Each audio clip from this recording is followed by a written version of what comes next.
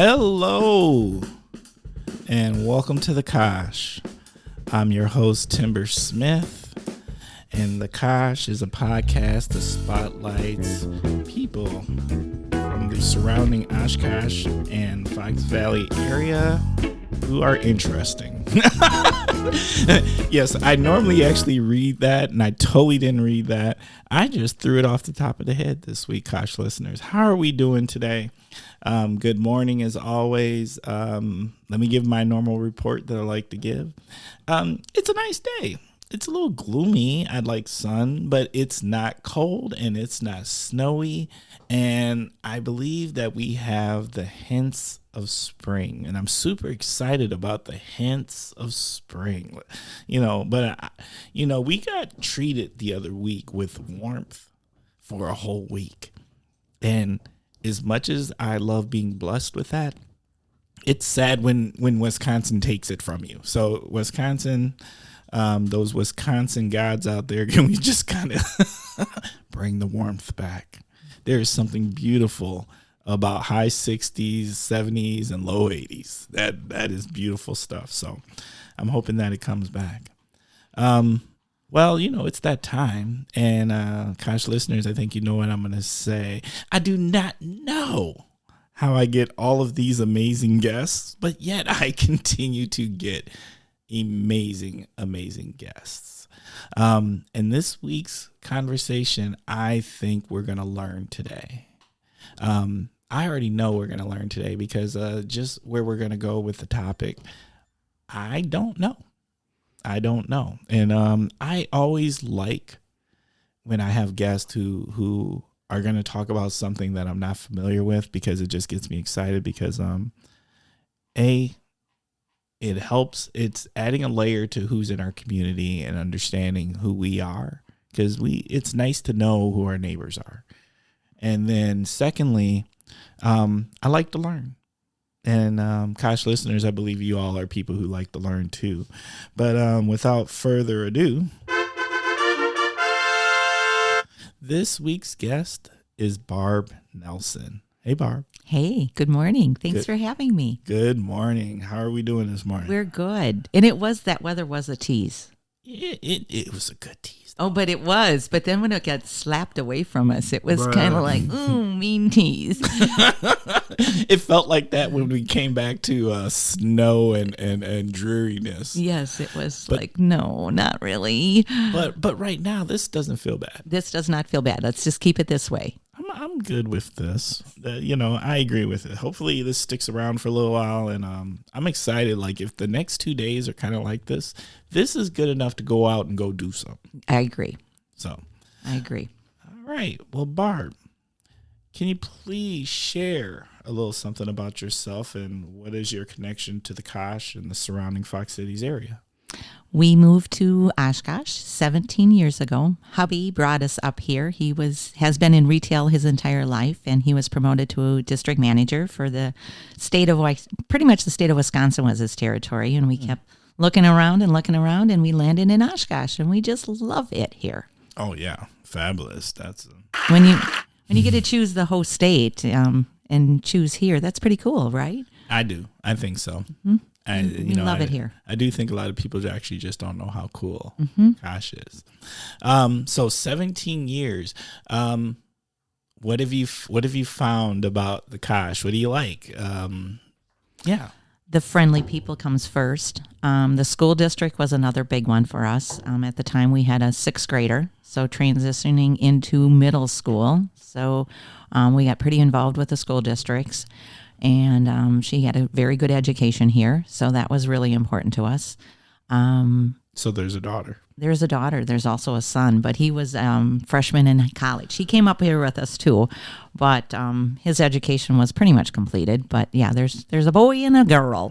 Okay. The all-American family, and then we were done. That was it. Yeah, that was it. You said we got one of each. One of each. What more do we want? We're good. We're good. Let's stop here. Let's stop right here. That's fair. That's fair. It's fair, right? Right. So, okay. As your husband came up here, and to be a district manager in retail. And God knows, as somebody who worked a number of years in sales of retail myself, there is a great amount of respect automatically that goes out to him. There is. Because retail ain't easy. Not always. No, not always. Not ever. You are being way too polite. It's my career. So, but the people, when you have really good customers, loyal customers who come back frequently, now that is the gift that keeps giving. Correct. And when you know them by name and they can share their stories with you and you share your stories with them, that they become family then. Oh, yeah. And that doesn't always happen in retail, but when they come looking for you. And they come in calling you by name, yes. that's pretty cool. That's pretty heartwarming. It is. Yes. It is. And it can happen. Oh, it happens all the time. Yes, it does. That is actually true retail. Correct. To me. Yes, that's small town retail. That's mom and pop shops. Yeah. Well, it doesn't. It doesn't have to be. Doesn't have to be. Because I think it's as good as your staff. Correct. I quickly took that back, didn't I? Well, your staff can make it feel small town, even though it could be a chain. It can. Yes, you can be big box, but you can make it small town if you're doing it the right way. Yes. Yep. People will come back because of you. All right. Were you also in retail originally when your husband came here? Or you and your husband came here in your family? No, but I do have a retail background. I went to college. I have a 2-year degree in fashion merchandising. He has a major in football and a minor in ping pong are his degrees. Do you like that? Oh my, that's so good. That's so good. A major in football, minor in ping pong. Wait, is he like a ping pong? Is he that guy? No, because he cut classes all the time, and he just hung out at the gym, and the guys played ping pong. Actually, that actually sounds about normal. Yeah, I know. To me, it sounds normal. I know. Tell me about it. We have been together since I was a junior in high school, and Mike was a senior. Oh, okay. That's amazing. Wait. There we go. That is fabulous. So that I was with him when he was in college because we even carpooled to college together. We're like that couple. Oh, ooh, that is sweet. Oh, no, sure it is. That's awesome. Carpool together. Gag. I don't know. I think it's amazing when there's longevity in a relationship. It will be 40 years this summer for us. Wow. That's nothing to sneeze at. No, it isn't. Especially when the divorce rate, I think, is like, 52% or something crazy. That is like correct. That. It yes. has crept past 50. Yes. It was at 50 for a long time. But I think it's a little higher now. I think COVID might have been part of what made it creep. Yeah, that was lots of bonding time, lots of togetherness. Well, we all found out who we are really married to or who our partners really are. Yes.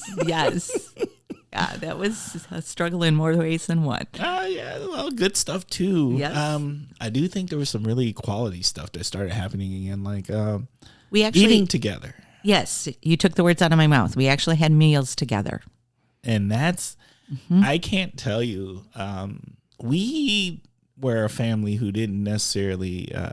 We ate together. Well, we ate at the same time, but we didn't like eat together at the table, and. We had a dining room table, but we never sat at it. And you used it to stack books on or whatever, right? Well, it was there. It was there to look at, I guess. I don't know. And we definitely, it's the thing where we put things so we didn't forget to take this or deliver this or, whatever it was, right? But the room would have been pretty empty without a table in the middle of it, so you put a table there. Correct. That is facts. Such facts. Bruh. So, but when we bought a new table, and this table, it put some thoughtfulness into it, and once we got it, we started eating together and every day, and it makes all the difference. It does, and it's just kind of cool. And because you talk then. Well, you talk then. And let me just say, to be perfectly clear to Kosh listeners, ever since we've gotten Bosco, the podcast dog, he sits at the table too. Oh, love that. Does he beg or does he just participate? Oh no! Well, of course he begs. Does That's he? his job. That's cute. He sits next to the wife because Oh, and that's who feeds him yet too. that's his partner. Oh. That is 100 grand. That is the loyalty right there. It's her. She's his human. Or yes. that's right. Did I say that the right way? Yeah. Yeah. Yes. No ifs, ands, or buts. Yeah. She is totally his human. Yep. Love it. Love it. It's pretty special when they choose who they want. Oh, it is. It is. Yes. And then they're characters. Totally. And in our house, Bosco the podcast dog can do no wrong. Uh-huh. Oh, no. No wrong. No. Because my husband always says, if he put me in the trunk of the car and left me there, I'd be come out screaming, right? If he put Buster in the car, he'd be like, "Hi, Dad! Happy to see you again." Right? Because dogs love you no matter what. Bruh. Facts. Facts. All right. You ready to jump into the first segment? Sure. Here we go. All right. The first segment is what in the world is going on with. You start with the phrase, what in the world, and then share what's on your mind. What in the world is going on with school violence? Bruh. This past fall, the Oshkosh Community Foundation brought Susan, and I cannot remember, I think it's Claybold or something like that. Clybold? Is that right? Clybold? I just remember hearing the name before. And I don't the know mother if I'm of the one of the Columbine shooters. right. I've read her book, and then I went to the seminar, the speaker, and that was 22 years ago this happened, and that was the first one. And I don't know if we've made any progress in eliminating any of the violence and the guns and the bullying and the insecurity of being able to send your children to a place that they should feel secure is really, really scary. And I don't know how that's going to change, but it's very, very frightening. I think it's changing here's what I think we've done. We've normalized it. Yes. So instead of us coming up with solutions to try to prevent, we have come up with solutions for how to deal with it, right? Mm-hmm. So now our children are subject to active shooter drills in school. Yes. And to me, that's normalizing. Mm-hmm. And I'm not saying we shouldn't be doing those drills because, whatever it takes, right? Correct. Whatever it takes. At this point, it has become part of our existence here in the U.S. But we've normalized it. We've normalized it, the tragedy, no different than fires and tornadoes. Mm-hmm. It's a drill. It's one more. Which state is it in now? Which school had it happened to? And it's so sad. My daughter is raising our 5-year-old granddaughter. She's 5 right now. And she has said to me multiple times, "Mom, it scares me to send her to school." And that it shouldn't be. That it just shouldn't be. That should be their safe place. That should be their home for 7 hours a day. They should be learning there. They shouldn't be feared, have a sense of fear when they walk into that building. It's just so incredibly wrong. It is. What would happen to the days when the kids were just thrown in the lockers, and you shoved the kid that you didn't like in a locker? I mean, not that was right either. Don't get me wrong. That's where it started. But I graduated in 1980. That was muffled out, right? So no one really heard that. Oh, year. Wait, we'll edit that. Okay, good. Because we don't. So, but and we didn't have a fear of. I mean, yes, there were the kids that got picked on, and I mean, I get that's all part of it, but no one brought a gun to school. No one brought a fake gun to school. It just wasn't. I mean, you walked in that building with happiness and away you went for the day. This just scares me, and we're just not making progress on it. Well, I just think our focus going to school is more on your social interactions. Right? Yes. This person likes me. Let me check this box. Yes, I'll be your boyfriend. Yes, totally. Whatever those other social interactions that help us form how we communicate with other humans, how we relate to other humans, right? And now we have thrown in something scary. Yes. Very scary. And it's very real. Yes. And you know what actually kind of shocked me was this last school shooting, the one in Tennessee. Okay. See, we both had to think about where it was because it happens so often. You don't even remember which one. Oh, which one was this? Well, no, I believe we're having a mass shooting daily. That is the average right now. Yes. One a day. They don't even show most of them anymore. Yes. Right? It's become localized news unless it's that bad. The thing that got me was I was watching the news when this was going on, and the fact that they talked about these multiple newscasters who their children were involved. Wow. And different, not the one in Tennessee had a newscaster whose child was in that school. Wow. But then they were just talking about the normalness of newscasters when these happen, that they're reporting on the school where their children are, and how do you do that? Ooh, that's pretty intense. That's right. And the fact that, and then they interviewed multiple newscasters who they've been through that. And so to think that it's so many, or it happens so often, that it's that normalized and it's that connected. Like, I think when we watch stuff, sometimes we think, oh, that's horrible there. Correct. But it's not going to happen here. Mm-hmm. Not in my small town. Or my big. Or correct. Not in my community. Not in my community. Yeah, whatever right? community that is. But right. That's the other people's. Yeah. Well, I don't even know. I think we're past the other people's, right? Because I don't think we now relate it to it's this kind of community, or it's this type of school, or this type of neighborhood anymore, because we've already passed that point. Now, I think we're just disillusioned about it's not going to happen here until it happens. It happens. And I don't know. Yeah, if you sit down with your kids every night and say, this is wrong and this is right. I mean, it starts in the home, but we had so many problems across the board. Social media certainly doesn't help the picture and the big picture of all of it. It's just a scary world we're living in. A good world, but sometimes it's scary. Bruh. Facts.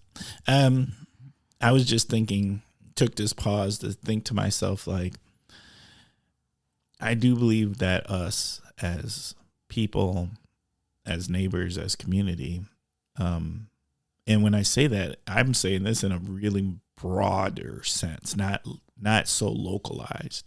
I'm thinking nationally. When we put our heads together, I feel like there's nothing we can't solve. And I can't figure out why we won't put our heads together for our babies. Who are our everything. Typically. Yes. Right. Like we dwell on that. We're hyper protective. We take all these extra precautions. You do all this planning for them, right? The right schools, you chase off the wrong friends, and you stay up and help with homework, and so you're just all of these you bought the right car seat way back when. You bought the right formula. You worried about, should I breastfeed? Should I bottle feed? Which pediatrician should I use? All of that.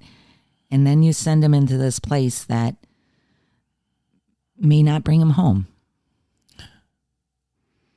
Why? I just don't know why we can't come together.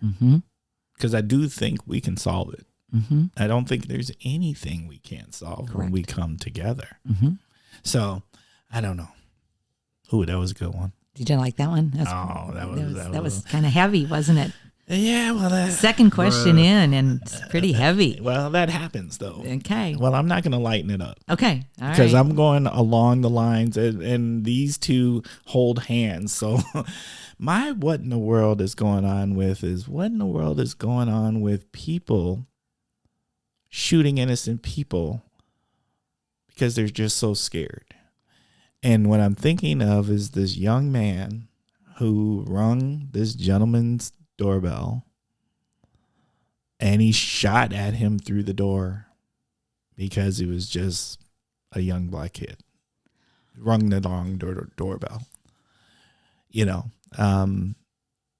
when do we start shooting at people and the young lady who got killed because her and her friends pulled in the wrong driveway to pick up their friend? When did we get so scary of scared of each other? You know, like, you're not allowed. A mistake now in navigation could cost you your life, which is a whole nother level of fear. You know, way back when the song came out that "We Are the World," there was so much community involvement there, and so many stories being sung within that. Where did all that community go? And I'm not saying it's still not here. It is, but you're right. You're very cautious in everything you do. And you have to be, but yet it's scary. Oh, no. And I'm going to be honest. I've always been scared. That, like, this ain't new to me because and people that know me from back in the day know. And I've had jobs where I've had to travel, you know, whether it was when I was an admissions counselor or when I was doing retail training or whatever it was. And I used to tell, or insurance, and I used to tell my boss all the time, you are not sending me out in the sticks. You are not sending me to a place that has less than 5 black families there. You are not. And they used to look at me like I was crazy. And I was like, nope. I will not do it because I don't trust if something happened and I needed to go ring that doorbell. I don't trust that they would help me. I don't trust that they would not harm me. And I said this 30 years ago and 25 years ago and 20 years ago and 15 years ago. Like, I have been saying this same thing. And if you know me, I still say it to this day. You will not send me to a place in Wisconsin that has less than 5 black families that have been established there to do anything for any amount of time, unless there is some type of huge convention at a hotel kind of thing where I'm going there and back. But then I dread the travel there. That's really, really, really sad. It's really, really honest. Correct. Because tell me I'm wrong to fear. No, you're not. I don't know your world. You know, I don't. I'm. That's a very innocent statement. I don't know your fear, and that makes me really, really sad. It shouldn't be there. Nope, it shouldn't. I would hope that. And if you have a flat tire or if your car overheats or something and I'm there, I can walk up to that farmhouse or whatever and just say, hey, I'm sorry, but I need help. You know, I don't mean to bother you, but I need help. And right now, there's no way. There's no way I would do that. That's very sad. I would rather stand out on the highway and flag down a car than go walk and look for help and take my chances. That's so sad. It's real. Yes, it is. So that is, so I don't know. Let's say I don't know, but I suspect where this fear has been bred from. And I don't think people understand how detrimental, or we're starting to, because now when innocent people are getting shot for just no reason, and human mistakes, of young people going to the wrong house, and going to the wrong house means your execution or attempt. That's a wild place to be in America. Yes, it is. So that's my what in the world is going on with. We went pretty deep. Well, it needed to be. Yep. We needed to go there. Yes, it does. We need to have these All real the time. conversations. And yep, that's the only way we're going to improve it. Right. And we need to one talk at a time. One talk at a time. And we need to have these kinds of conversations with each other to acknowledge these things. So like maybe I shared something today with you, like you've never seen it from that perspective. You've never thought about that person. When you see that lone black person riding down the highway in the sticks, going wherever they're going, and that's just another person driving, which is what I would hope most would think. But when I see it, I think, I hope you're safe. And it's at the education part of it. It's not. Yes, there's a huge fear behind it, but it's the more that you become familiar with it, the more regular it becomes, the more it's just a matter of fact. Oh, yeah, that's all good. That's where we need to get it to be. And to be freaked out going, oh, now what's going to happen to me? Yeah. Right? Well, you hope. Correct. Bruh. All right. Now, we're going to lighten up. Oof. Okay. That was stretch that out. Stretch it out. Yeah. All right. Alrighty. And we're going to move on to the next segment. And the next segment is word association. And this is where I'm going to say a word and you tell me what's on your mind. Okay. So we always like to start off with the unifying word, the word of happiness, the word of togetherness. That word would be food. Food. This answer is going to be twofold, okay? Okay. So pre and post. Okay. Last March, I had a stroke. And last July, my husband had triple bypass surgery. Ooh. Bruh. Yeah, that was pretty deep too. So pre health issues, French fries. Ooh, Okay. Love French fries and potato chips. Okay. Yes. Salty. And then since post surgeries, health issues, it's probably yogurt. Let's go from one extreme to the other there. So we eat very healthy now. We do a lot of fish. We don't use salt. Lots of salads, lots of fruits and vegetables, smaller portions. Oh, okay.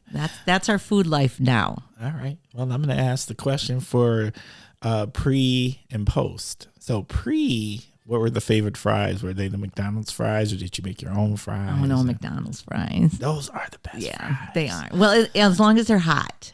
Oh, that is true. Yeah, because every once in a while you get them and they've been sitting there for just a little bit. Not very often, but every once in a while. Well, you know, I had a friend who always was like, he would go and get fries, but he would say, I want them unsalted. So then they have to make a fresh batch. Oh, that's and then a good after they idea. gave it to him, he'd salt them. Then he'd use his own. Oh, that's a brilliant idea. Right. You're guaranteed to get a fresh batch if you ask Yeah. for it unsalted. Yeah, there you go. Clever. Okay. And now post, are you making your yogurt yourself? Oh, no. Well, you know, hey, look, I've had People make their own yogurt? We've Really? had a guest, Juliet. She makes her own yogurt in an Instapot. No. Yes. No, the kitchen and I do not get along. Oh, Bruh. I love that statement. That was a real statement. There's honesty there. Like that goes, yeah. And my mom was an amazing cook. Oh my gosh, homemade baked pies and bread. She made homemade bread and cinnamon rolls, and she rocked it.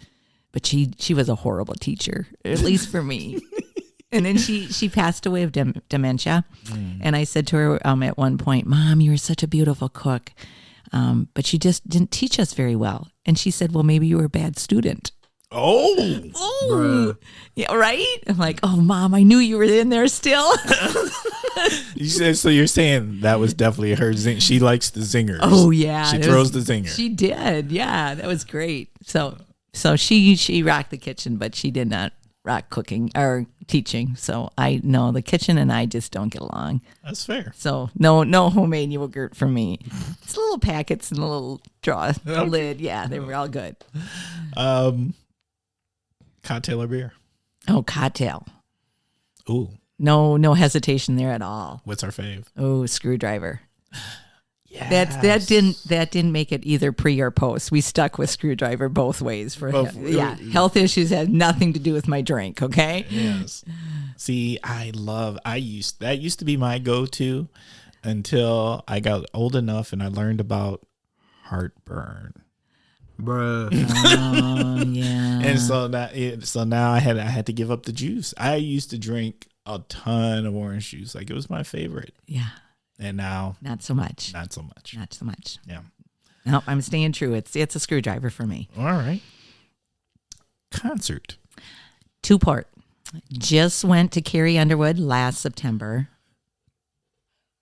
How was it? Not a Carrie Underwood fan. Well, you don't do country. You and I are gonna do, yeah, because my second one is not. You're gonna go ooh on that one. Oh, no, wait, I didn't go ooh. Like, because first of all, who would ooh? Well, you might ooh Carrie Underwood. I mean, because she's kind of fabulous. Yeah, and I remember her from the American Idol. Yes. Days. And she still remains very humble to that. She acknowledges that's where it's her start. You know, that's pretty cool. So, I mean, as an country star, I like what she stands for.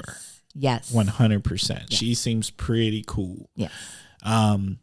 As far as Timber and his rocking of country, I don't say that I don't ever listen to any country. But it takes special country for me to listen to it. All right. I'll give you that. But I'm a true country through and through. So, I love country. And Carrie was on my bucket list. So we went to Milwaukee to see her last fall, my daughter and I. That was my birthday present. And she was amazing. She, not flew, but they had her rigged from the front of the arena to the back. And she flew in mid-air and she was hanging upside down and belting it out. I mean, she was changed, 5 or 6 times. It was pretty incredible. But post her concert or pre her concert, we saw Garth Brooks the second day of his comeback tour. Probably 10 years ago. Yeah, probably 10 years ago. Down in Chicago. And he was incredibly humble throughout that whole concert. And when he bust out Friends in Low Places. Of course, the whole arena is singing verbatim right along with him.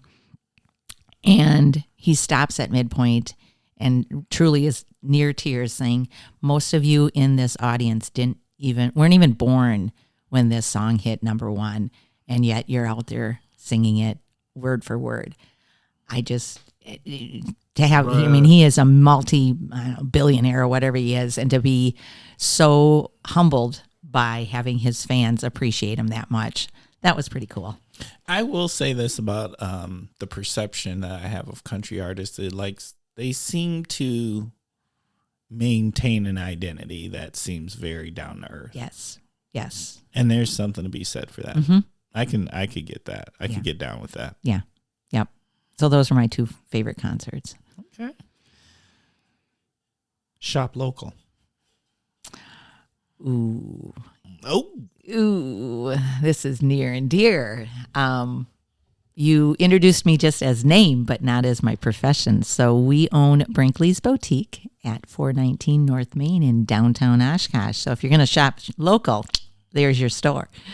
But any place downtown, we have a thriving business district that is filled with hardworking mom and pops who are trying to make a difference in our communities, in our retail storefronts, just in our lives, one customer at a time. So whichever one you want to choose to shop local, do it and do it with all the energy you have.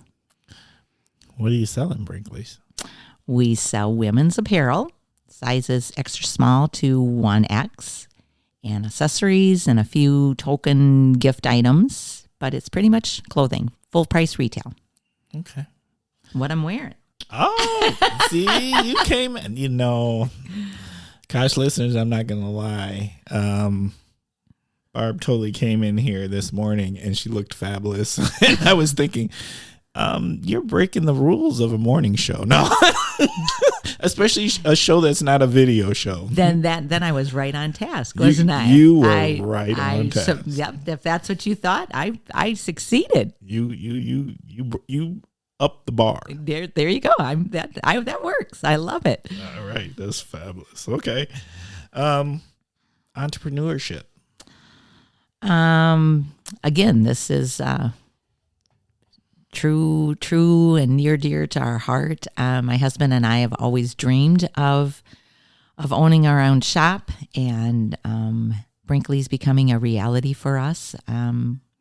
Was in part of desperation. We both lost our jobs within 6 months of each other, and although this has always been a dream, we had to make it a reality when we couldn't find new jobs. So Brinkley's became a part of our lives, and we took the plunge at age 55. Literally on my 55th birthday, we opened Brinkley's. And we started the entrepreneurship world. And it's not for everybody.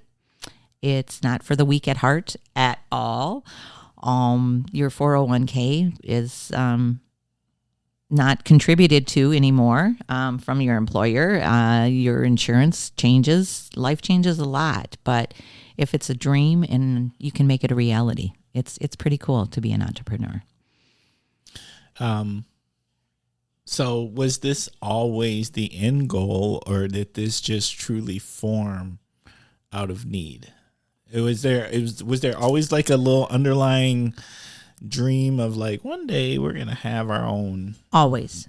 When we were first married, we thought we were going to open a sporting goods store with my husband's one of his buddies.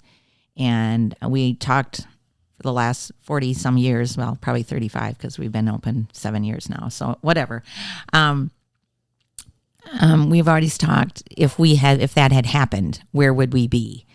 And gee, should we have tried it a little harder? And we had different opportunities over the years, and like, no, you get secure in your careers and your paychecks, and why would we want to do this or that and gamble? So it was probably two-part. Yes, it's always been a dream, but I don't think we would have taken the plunge had the jobs went away. Right. And the opportunity, we found a beautiful storefront in downtown. So I think it was just the stars were all aligned at the right time. The universe. The calling was there, and we made the funding happen. Our location is incredible. We met the downtown business owners, and it just aligned for us at the right time. That is awesome. We think so.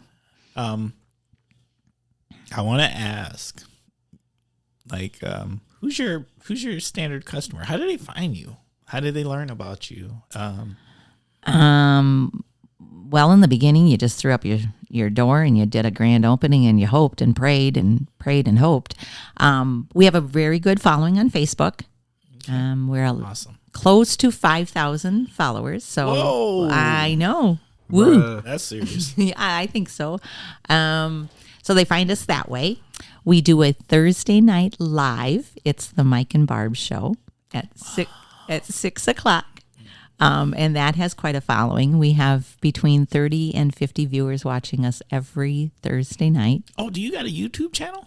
No, we don't have that. Oh, okay. It's all just through Facebook. Oh, but you do a Facebook Live. We do a Facebook Live. That's still amazing. Yes, we do this every Thursday night, and then we chat for a couple minutes, he and I do, about whatever. And I think the ladies just enjoy our banter back and forth. We're very, very relatable. We're very down to earth, kind of like we are right now. Whatever comes out of our mouth comes out of our mouth. But I think they relate to us as husband and wife trying to make the business succeed. And then we show about 50 pieces of clothing, and they can just comment when they want item number 4 in whatever size fits them that I've just rattled off that we have. And our program is just that they can hold it. They don't have to buy it. You don't have to sign up ahead of time. There's not a registration to it. There's nothing complicated. It's just half an hour of shopping through Facebook Live. So they find out us about us that way too.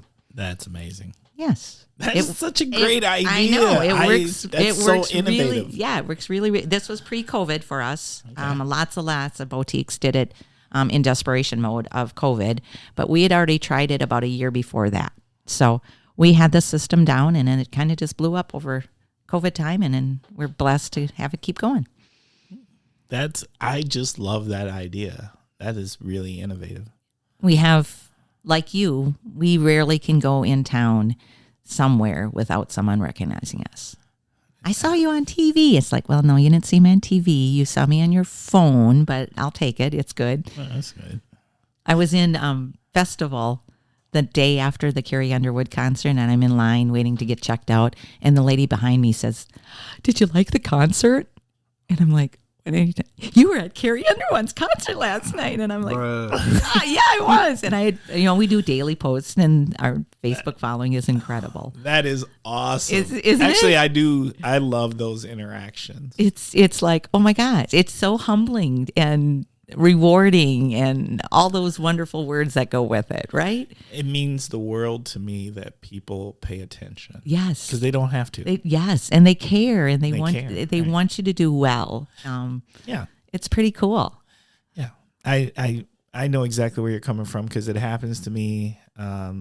Probably not as much as it happens to you, I don't know. I do get people that just, hey, are you Timber from the Kosh? And then they and I have one question I always want to ask is, and I just say, hey, have you listened to an episode? What do you remember? What's your favorite episode? And if they don't remember the episode, tell me your favorite thing that you remember. And these responses are always so good. Yeah. Because it's the detail that you don't think that the person hung on to. And that is what connected them. Remember that sweater I bought 5 years ago? It was purple and it had buttons on it. Oh, sure. I just love it. It's my favorite sweater. Oh, I'm glad because I have no idea what you're talking about, but I'm glad it's your favorite sweater. Well, no, hey, look, it matters. And it's like I don't remember that particular sweater, but you're happy and that makes me feel very, very good. Yeah, and let me tell you, having a favorite sweater matters because it does. I have one. Exactly. And it makes me happy. Exactly. Totally. I mean, we all have our favorite outfits or favorite go-tos, right? Oh, yeah. Mine is usually bow ties, though. Oh, bow tie. I got favorite bow ties. That's fun. Do you do patterns and do they have themes to them? I just do bow ties. So that means if it's a bow tie, I will rock it if I can color coordinate it. Ooh. And I also do power clashing of patterns. Ooh, you are out of the box. You go. Actually, I don't know. I don't know if I'm out of the box because somebody told me that's in now. Well, it is, but to get there to actually do it that's impressive. Well, they already think people who wear bow ties have quirks. Yes. It's just the assumption. But they're turning around and saying, hey, look at you, dude. He's got it together. That or they're amazed that you can actually tie that thing. Well, that too. Okay. That too. That too. For me, it's the square knot in the store when they have the belts to them. Oh. And if you just knot that, it's like, no. You don't do that. Let me show you how to do it right. Oh, you take the time. Oh, I am OCD about no one's leaving my store without knowing how to tie a nice knot in their shirt front. That sounds like a lesson worth learning. I know. It is. Okay. We know where to come for the square knot lesson. And, yes. And actually, I kind of want to send my wife in there now. See? She's probably out looking for something in her closet right now that I can show her how to do it. She might be. Might be. She might be. Okay. Last word. Oh, what happened to D? We don't do D anymore? What do you mean D? Oh, no. We don't. Oh, well, you know what? We'll do it if you would like to do it. Oh, yes. Because it's your episode. Okay. Because I have a great one for this. Okay. And when she's referring to D, it's the way that we have it laid out on our outline for the show. And that is streaming. Okay. You ready? Yeah, I'm ready. I love game shows. Oh. Love game shows. So much so that we were on The Price is Right. Mm. And wait. Did you just really say that? Bruh. On The Price is Right? Yeah. Oh, my God. Wait. During Bob Barker times? No, Drew. Drew Carey? Drew. Oh. Drew. Oh. So 10 years ago. Let's go. I want to hear about See, this. aren't you glad I brought up D? Yes. So it was during EAA, and we rented our house out. Okay. So we're vacationing in California. We flew into LA, did the LA tourist stuff. Then we went all the way up to San Francisco. Do you know how big the state of Wisconsin is, or California? That's a long drive between A and B. I just know it's huge. Yeah, it's huge. So then we were in San Francisco, and then we went back to LA because we had our tickets for The Price is Right. Okay. So we're standing in line, and we find out as we're standing in line, there's all these teachers chatting. And I find out it's a teacher-only episode. So when we get up to with our tickets, they're like, "Are you a teacher?" We're like, "No." "Oh, well, this is a teacher only." And I'm like ready to cry. And they're like, "Well, if you come back to the next taping, we'll let you in." "Oh, really? Will you please? I can't. I really want to go." So they did that. So we turn around, we go and have breakfast, whatever, and we come back. So now we're standing in the lines and we're doing all of this, and they not pre-register you. You have to give them your driver's license and all of this. They have like the little stanchions you have to go through, and then they interview you with the producer. Okay. So then we're ready to get into the studio. Everybody's just walking one way, but they pull my husband and I and our daughter, and they got us into another area. Oh. I'm like, okay, whatever. We'll sit wherever, Drew wants us to sit. And Samantha was the first one chosen to come on down. Our daughter was. Yes. So she won the game down below, okay, to get run up on stage. She bid it. She got the bid right. She got the bid right. Oh, that's fabulous. Yes. So she won her lovely countertop appliances. Okay. So up she goes on the stage to do that. Her game was Pay the Rent, which doesn't get shown very often. It's a graduated pricing game. You went up to 100,000. So she had won 10, and I'm in the audience going, stop. And her dad, sitting right next to me, says, go. She listens to her dad, and there goes her $10,000 in her, because she goofed on the 10,000 to advance her to the 100,000, so she lost it all. So there went that. Then we get to the wheel, and they each spin the wheel. They have a 3-way tie at 70 cents. So they have to spin it again. She lands in the showcase, and she walks away with a car and 2 flat screen TVs. Bruh.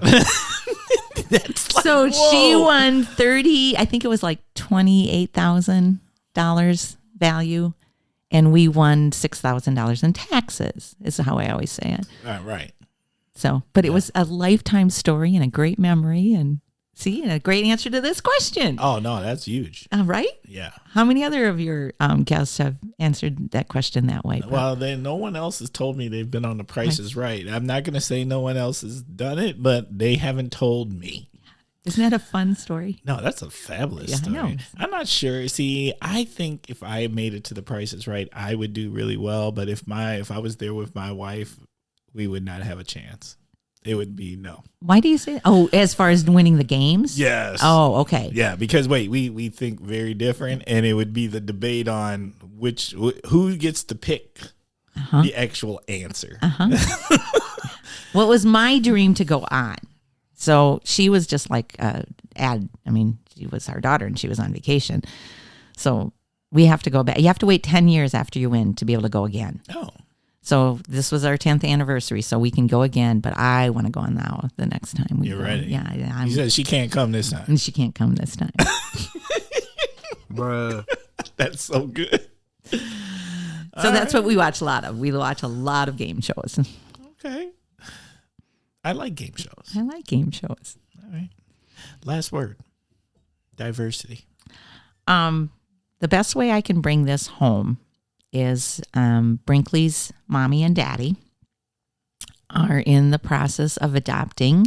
Actually, they're fostering right now. This is the 3rd family that they have fostered, and it's 2 little. They are 3.5 and 4.5. 2 little black little boys that are an incredible handful. But I think if everyone would look at the heartwarming, raw acceptance that they have allowed in their home, in our homes and in our family to bring two racial children into our life, maybe we wouldn't have the problems we have right now. That's deep. So that kind of goes back to the first questions that we had, but yeah. Yeah. Well, you know what? I just want to celebrate that's your daughter, right? Son. I just want to celebrate your son just for seeing the need of a child, period. And not making the want of a child about certain demographics and characteristics, because all these kids need love. And all these kids need great parents. So I celebrate your son. Thank you. We do too. Awesome. Yep. That's so awesome. That's our way to diversify, is just to accept whoever is brought into our lives. Well, hey, look, that's a different diversity touch point, and I love it. That is fabulous. Great. Okay. Our next segment, it's called Kosh Hidden Gems. This is your opportunity to tell us a hidden gem of the Kosh that you have found. Maybe it's something everybody knows, or maybe there's a particular thing about it. What do you got? I can't think of the name of the walking path that they changed out by, oh boy. All right. Can't think of that one. How about Menominee Park? Although it's not a hidden gem, I think there's so many things within the park that people don't realize and take advantage of. The zoo is free, and you should have, I don't know, more people attending that zoo than what we do. It's a cute little zoo. It's an easy thing to do. The Brews in the Park on Wednesday nights, I think it is. I'm not sure how many people know about that. They bring the food trucks out. It's pretty. It's right there in the water. There's a nice walking path right there. It's a beautiful, beautiful park, but I do think it's underused. Maybe. The people that know, and they use a lot. Yes. Yes. But then there's people like myself who didn't use it for like close to 25 years, and then all of a sudden I decided I'm going to use it every chance I get. So I just think sometimes it's the taken for granted. Yeah, you don't always appreciate what's right in front of your face until something causes you. And the thing that caused us to really start utilizing like Menominee Park all the time was Bosco. Sure. You know, that let's go walking, let's take the dog for a walk. Yes, and that changed everything. I mean, you're blocks away. Oh yeah, I know, right? Yeah, I know, right? It's totally. I used to drive past it all the time and just never thought I should go hang out there more. And then fishing. I used to fish there in the pond a little bit, do a little perch fishing. Yeah, there you go. So, okay, that is a great hidden gem. It is. What's the Kosh need? More walking paths. Yeah. Yes. I just don't think, and easy accessible ones that you don't have to drive to get to, and you shouldn't be walking on our streets to get exercise. There's just not a whole lot of walking paths. You're not the first person to say that. Really? Yeah. I think right now I've had several people, and I'm always hopeful that those decision makers, some decision makers definitely listen to the Kosh, which would be our council and then our city manager and other people who are associated with working for the city, hear these things so they can hear it directly from our, the residents of Oshkosh.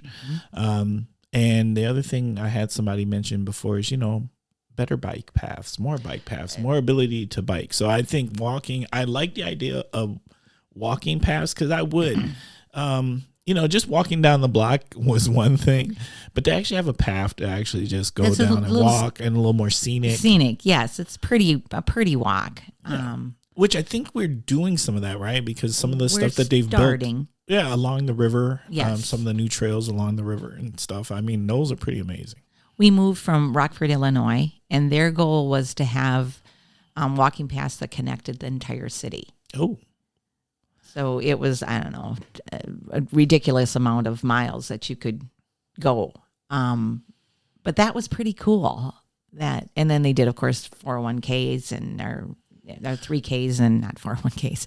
Yeah, that's different. 3Ks and 5Ks runs and walks and in the scenic parts, and then you went in neighborhoods, and it was so cool that they did, a chunk of town at a time.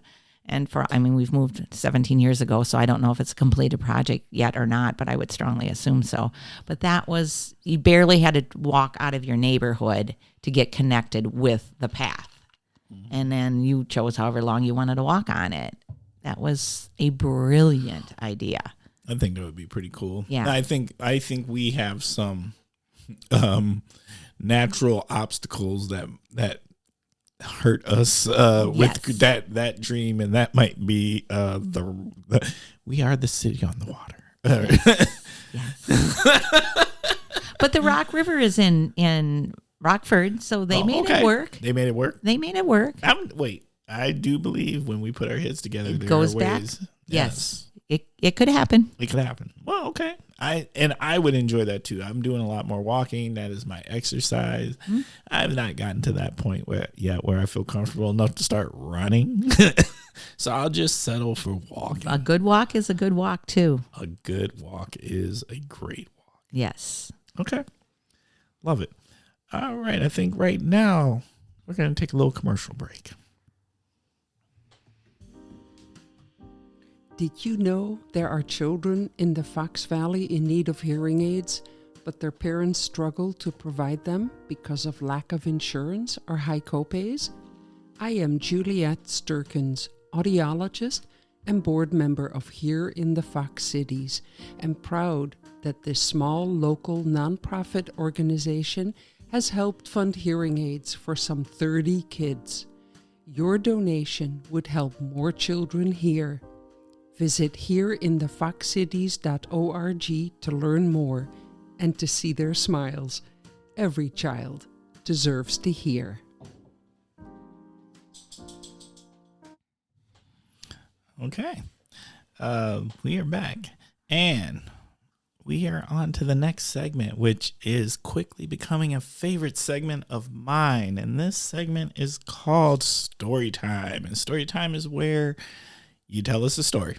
It's not that complex. Share a narrative with the Kosh listeners. This is down and personal, right? Oh, wait. Bruh. Just the way you said that. Maybe. Now I'm there. Maybe. Okay. I grew up on a farm, and I was baby of 8. Okay. Bruh. 5 brothers, 2 sisters. And we raised dairy cows. So we had the Holsteins. They're the black and white ones. If a little education there, but in the state of Wisconsin, we probably don't need education in the dairyland topic. But anyway, and then we also raised chickens. Okay. One afternoon, my neighbor girl and I were bored out of our minds and decided we were going to go up into the chicken coop, which was a building, not just a small little lean shed. It was, we probably had 100 chickens. We raised them for the eggs. Let me repeat that. We raised them for the eggs, okay? Mm-hmm. So we're bored out of our mind, and we decide we're going to go up to the chicken coop and break every egg in the chicken coop. We were so naughty, and we were throwing them on the ceiling and on the wall, and we were throwing them at the chickens. And when you do that to the chickens, they get scared, naturally. And then they go into a thing called a molt. And then they don't lay eggs for quite some time because it kind of messes up their bodies. So not only did we break every egg that was existing, we didn't have eggs for like 2 weeks until the chickens calmed down and started laying again. Wow. Yeah, I was a naughty little girl. Bruh. I I can only imagine how much trouble you got into. I couldn't sit for probably a week. Yeah, my dad was pretty mad. I got a spanking of a lifetime. I can still remember it. I squeeze my butt cheeks every time I talk about it. Bruh.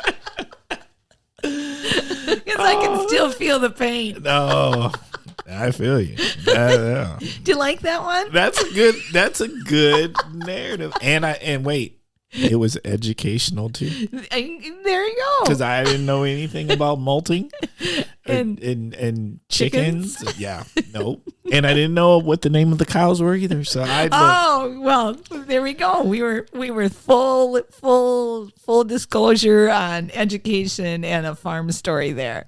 That was a fabulous story. My brothers for weeks. You wouldn't believe what Barb did today. Oh. But my neighbor friend, she never got spanked. Never. Of course, Dad, I'll get her when she comes over next time. Yeah, she never got a spanking, but I sure did. I had enough for both of us. Oh, she was the lucky one. She was a lucky one. She ran quicker than I did. Fair enough.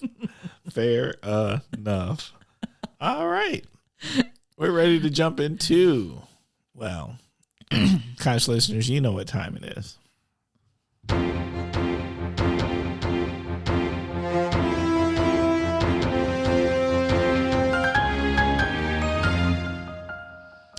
It is time for the topic of the week. And our topic of the week, 99% of the time, is chosen by our guest. And this week is definitely one of those weeks where our guest definitely chose our topic of the week. So, Barb, what is our topic of the week? May is Williams Syndrome Awareness and Education Month. Okay, let's go. Let's go.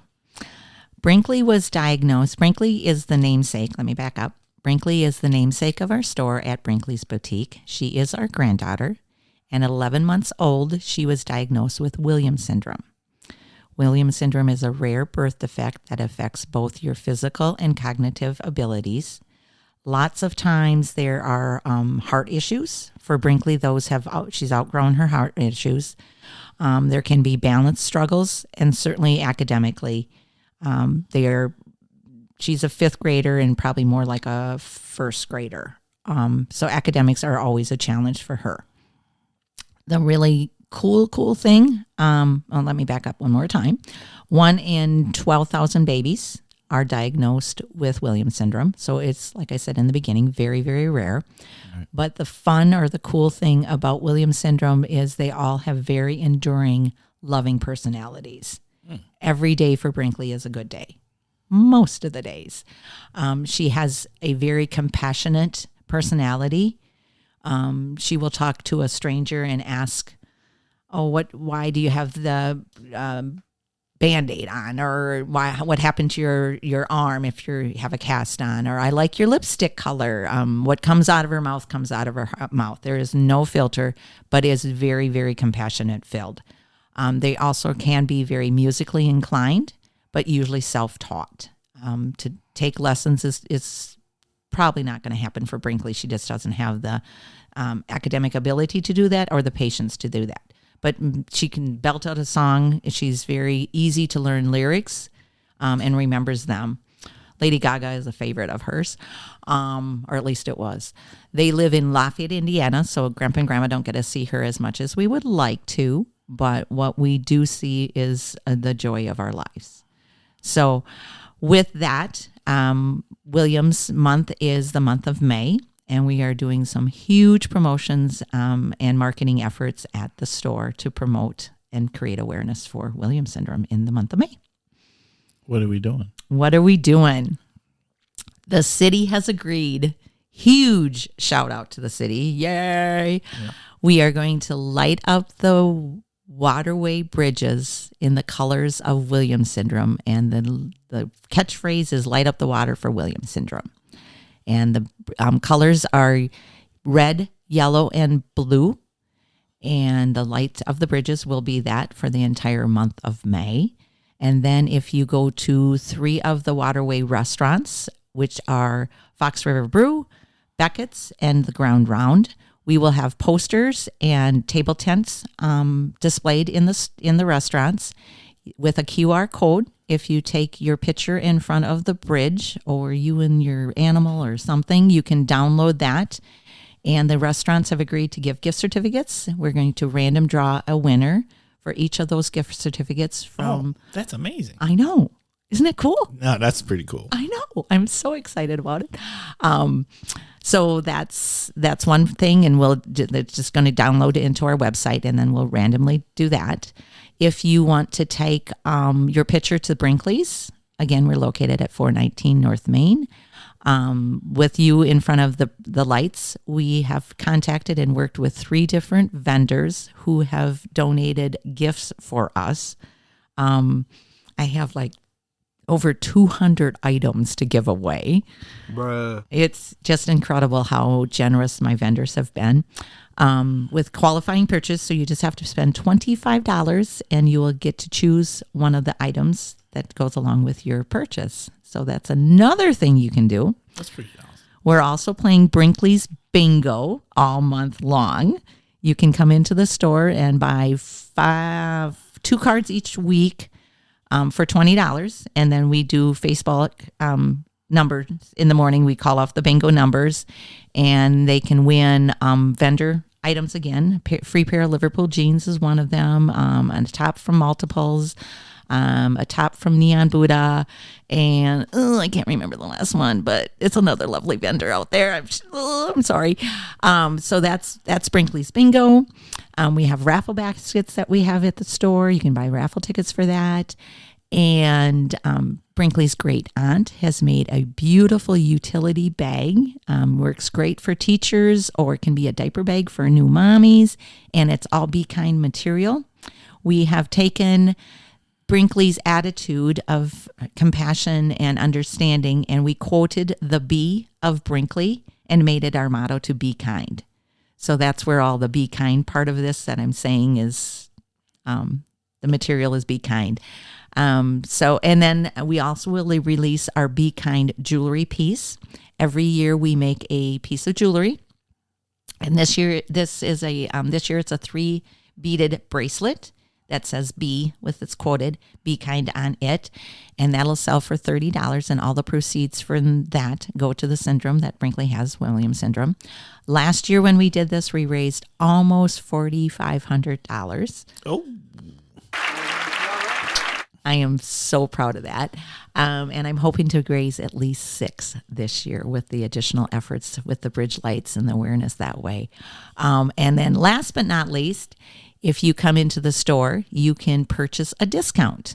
So if you donate $10 to Williams syndrome, you get 10% off the store, 20 for 20, and then 30 for 30, and we stop at 30. So if you purchase $30 or donate $30, you get 30% off of everything in the store. That's amazing. That's just amazing. All right. So that's all our plans for Williams Awareness Month. Oh, no, one more. I also have the mayor proclaiming Williams syndrome is the month of May, and the documentation proclaiming the month is in the works too. So a proclamation. Yes. Okay. So lots of stuff that hopefully people will understand a little bit more about special needs. That's truly what, in addition to earning a living at the store, our secondary mission is to create awareness for people with special needs. And when you come into the store, Brinkley's story is shared with every new customer that comes in. We bag stuff her story, which explains what Williams syndrome is and what she has. And there's a display of poster of she and I, or pictures of she and I, a collage. And then we also have a Watch Brinkley Grow wall that we take one picture each year from the collage and put it on this wall so you can see how she has matured over the years. And that way we also have a little piece of Brinkley in the store every day so people can relate to her and can see the joy that she gives us in those pictures too. We've had people come in who have recently been diagnosed. Their child has been recently diagnosed with Williams because it's so rare. It's kind of like an inner circle network. When you find someone else who has it, it's like, oh, you're my human. I can relate to you. And when this happened, probably 2 years into us owning the business, a couple came up from Milwaukee. And he looked at the picture and said, oh, she can run. She was reaching out to me, running to me in this picture. And I said, oh, Dad, of course she can run. She can run and she can get in trouble and she can jump and skip. And their little girl was probably about the same size that Brinkley was, maybe a yearish when she was diagnosed. And the mom is just crying, going, oh, you've given us so much hope. And that's really what it's about, too, is as people that have endured and gone through her special needs and the challenge of raising a child with special needs, you need to reach out to those and get your tribe really big, really, really connected. So when those down days happen, you have your tribe to pick you back up. And I think a small part of Brinkley's is able to do that for people. What's the one thing, and maybe it's not just one thing, what's the one thing that you would want the listeners to know about Williamson's disease like that? Because you said it's pretty rare. It's very rare. So it's one of those things like there's not there may be an audience out here who we just don't know. I don't know, and I'll self-admit it. So what's the takeaway that you would really want me to understand about it? One time we went to a movie over in Ripon, and she was leaving the theater, and we were walking out on the sidewalk, and another family was going into the movie, and she walked up to him, and I honestly don't even remember what movie we went to, but she's like, "Are you gonna go see the movie?" And the kids looked at her like, "Oh, why is this little girl talking to me?" And then the parents were 3 steps behind. And instead of, as parents, saying, "Honey, answer her. Tell her, yeah, we're going to the movie," they looked at her like she had 4 heads. Like, well, you can't talk to me. You're a stranger. I appreciate and I understand stranger danger, but we're in downtown Ripon. There is, all she wanted is to be acknowledged and to be talked to. That's what I want people to understand. Kids with special needs want to be treated just like you and I want to be treated. They're not different. They're not weird. They're just kids. They're just people. They're adults too. And they just want acceptance and to be made feel whole and to be made to feel welcomed. Like they belong. And like they belong. They have enough challenges with their special needs that will keep them challenged the rest of their lives, along with their parents and their families. But the outsiders looking in, if they could just accept them and make them feel wanted, that's what I want people to understand.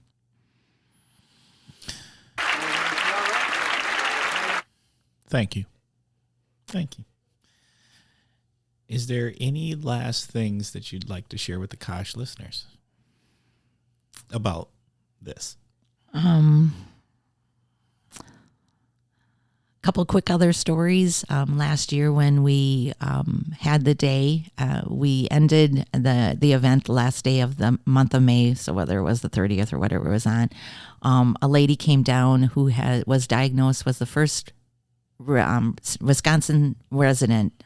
I think it was Wisconsin, might even been in the state. She was 54 years old, one of the first that was diagnosed with this. With Williams syndrome, and she is married. She works at Lawrence. She's got a full-time job. She uses public transportation. She is busier than I am. So it goes back to the make them feel accepted and valued. That's what I guess I just want to reiterate. They are put. God gave us them for a reason.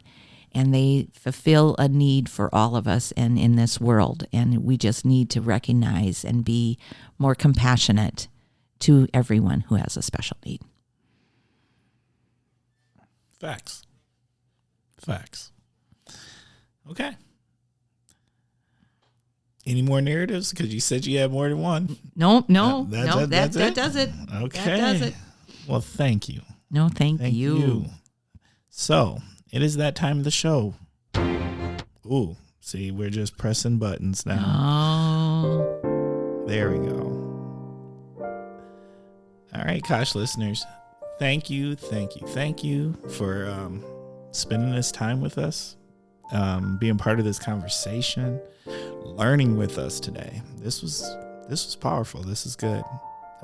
We got a little deep sometimes, but we did. still kept it fun. I mean, We did. throwing eggs in the chicken coop was kind of fun. We're going to come back to that. So, Kosh listeners, as you know, we are always a work in progress. Please feel free to reach out to us at askthekosh@gmail.com. Once again, that's askthekosh@gmail.com. If you would like to be on the show or have comments about the show or whatever it is, reach out to us. I read every email, trust me, myself. And also, please, if you'd like to be part of the show, feel free to leave us a voicemail. There is a voicemail link on the website of thekoshpodcast.com. That is thekoshpodcast.com. You could leave us shout outs. You could leave us birthday wishes. You can leave us whatever, and we will incorporate you right into an episode, which would be awesome because we are a community-based podcast, and what says community more than participation? All right. And then last but not least, Kosh listeners, please don't hesitate to subscribe, leave us a review, share this podcast with your friends and family. Let them know we exist. There's some pretty powerful connections and things happening within our community just because the sharing of people's voice. It's an amazing platform to do that with, and there's positive things happening in our community because of the people who are listening, and I can't stress that enough. Oh, and my last thing is this. I do got some shirts at this time. I got a couple of extra larges, so if anybody is interested, please email us. Let us know that you are interested in the Kosh shirt, because trust me, nothing says local like the Kosh t-shirt. There you go. Facts. It's just facts. All right. Now, on to what is for sure my favorite part of the show. It is shout out time. So, Barb, what do you got for shout outs? Ooh. Do you want me to go first? Yeah. I'm gonna give you a chance. But shout out time. All right. So I'm gonna see, Barb, you're totally you're changing the whole thing up. Yeah, toys now. Ooh. I like it. All right. So my shout outs this week. I want to send a big shout out to Trina Walt. I've got to meet this wonderful person. And all I'm going to say is real recognizes real. So I appreciate you. I want to send a shout out to Laura in Appleton out here working with our foster care youth. Brianna, my partner in crime at work, going to Atlanta for a conference, having a good time. Bring me back an Outcast t-shirt. That's my request, because there's nothing that would be better than a true Outcast t-shirt from the A-Town itself. Want to send a shout out to Andy, who is recently added to my team at work, doing some amazing things and working with me on rolling out, hopefully, it's in the progress, another podcast for the future. Drum roll. Yeah, this is going to be associated with Appleton. Oh. Yeah, it's going to be something different. Okay. Shout out to Dasha Kelly Hamilton, as I got to be part of her making cake event as a guest baker. What a fabulous, fabulous opportunity. Thank you for blessing me with that. I want to send a shout out to Kathy Sahili. Sometimes, I get to meet a lot of different people and have a lot of different coffees, lunches, connections. And sometimes you just meet people who have such a deep heart. and a passion to want to help, whatever that means, right? You just feel it. It surges off of them. And this was somebody who is like that. And I can't wait to work with you on some things in the community to make it better. So I'm just excited. Shout out to Martha Franco. Yeah, it's just a blessing. Some people you just meet. Some people are just blessings. Shout out to my man, Jesus Smith. I went to an event at Lawrence University. He brought in this speaker from the UK, and what they shared, the data just blew me away. And it had to do with the sexual assaults of Black males. And no one thinks about it. And no one was tracking it because no one thinks that Black males could be assaulted. Mm-hmm. But actually, they are. The statistics would stun you in comparison to other demographics. That's crazy. Oh no, actually they're at the top. Wow. Yeah. No one thinks about it. And no one talks about it. Because how could that be? Correct. So I learned a lot. Big shout out to Paula Morgan over at Theta Care and the chat team. And last but not least, shout out to Jennifer Willow Fisher at UW Oshkosh in the business department. I got to connect. She's an amazing human. And it was just nice to connect and catch up. She's amazing. All right. You had a busy week. Every week. Every week. Every week. Every week. So, Barb, what do you got? Okay. I'm going to start with the love of my life. Hubby Mike. He completes my world. We've hung in there for 40 years, and when we had our renewal of our vows, he said one and done. That was his vow to me. So, I will forever be grateful that God gave him to us, or gave him to me, and we created our world. So, he's my up and down, and he's everything in between. So, shout out to the love of my life, Mike, and of course the kids, Andy, his wife Bailey, and Brinkley, Adler, and Evie, and the two foster kiddos, Junior and Tyler, and Jared and Samantha, and Emily and Elijah. That brings my world complete. So there's the kids. Girlfriends from high school, I'll shout out to them as we just celebrated our girlfriend weekend, and to Vicky, who hosted us in Palm Springs last week. We were together for 5 days. It was amazing. So 5 of us got together. It was a beautiful, beautiful weekend of reconnecting and laughs and drinking and hiking and just ultimate girlfriend time. It was beautiful. To our friendship base here in Oshkosh, who welcomed us into their tribe 17 years ago and complete our world now too. When you come to a new town and you know no one, and you find a group of friends that are willing to take you in to their base, is pretty incredible. And we've been friends with them all these years, and they didn't have to, and they did. We hang out all the time, and to have that core of, hey, what you doing, and you do something fun and have great laughs all these years, those friends are our world too. So that's pretty cool. And last but not least, to the city of Oshkosh for making a beautiful but downtown district a thriving place to shop and have fun and eat and entertain. It's pretty cool. To the city who has agreed to light up the lights of the bridges for our campaign. Sometimes they can be challenging to work with, but they have done everything I've asked them to do. To the other small business owners and our vendors who are participating with the Williams Awareness Month, a huge thank you to all of them. They have been spot on, filled with kindness, and agreed every email that I sent to them. They're like, absolutely, Barb, what else can we do to help? That's pretty cool. So a huge shout out to all of them.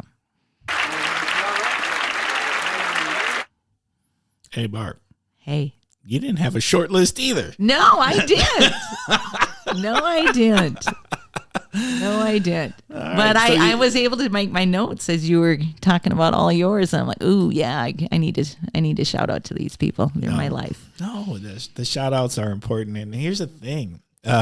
What I've learned about shout outs is if someone doesn't know that they got shouted out and they know the person, they're going to call them and say, hey, did you know you got shouted out? And they'll tell them. And then that person listens to that episode. And it's actually a pretty cool thing. Exactly. So, all right. Well, we are at the end of the show and we've got one thing left to do. And this is where you get some choices, Barb. And the choices are this: A, B, and C. A, you can share with the listeners some parting words of wisdom. B, you can share with us what would your self today tell your 12-year-old self. Or option C, all of the above. I'm going to do the 12-year-old. Okay. In 3 words, go for it. Don't hold back. Do what you want to do. Dream big. Reach for the stars as you keep your feet on the ground. I think I'm actually doing now probably A and B because I'm giving some advice here too. I didn't realize that. As a kid, as the baby of the family, our parents really were driven in their small farm background, but they didn't promote us to go on to college and to strive to be more. And I don't mean that to sound like my parents weren't loving, because they were, but they didn't harbor a learning environment that said dream and dream big. And everything is as possible if you just make your mind up and go for it and try and keep going. Try to do better each day. Wake up with a strong attitude that today's another day and I can do this. Make heads turn. I never thought when we opened Brinkley's that a lady would come in to me and say, you helped me with my survival as I fought cancer. The days that were dark and deep for me, I looked forward coming into the shop to get a top that made me feel better. If it wasn't for those days, I'm not sure I would have beat my battle. That's huge. A couple months ago, a lady came in with the intent of finding a new top or a new outfit. So she had the courage to leave a battered relationship. That's huge. The gal that needs a new wardrobe because she's worked really, really hard to get the promotion that she is entitled to and now needs a new wardrobe. That's huge. And when our little shop is able to do that for so many women, and I just had a dream that said, I just want a store and I just want some clothes inside of it. To realize what we've done for some women is so incredible. And that can happen for you in any way you want it to be. Make your story and make it strong. Facts. All right. What'd you think?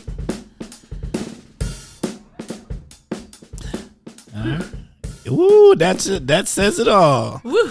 The Kosh.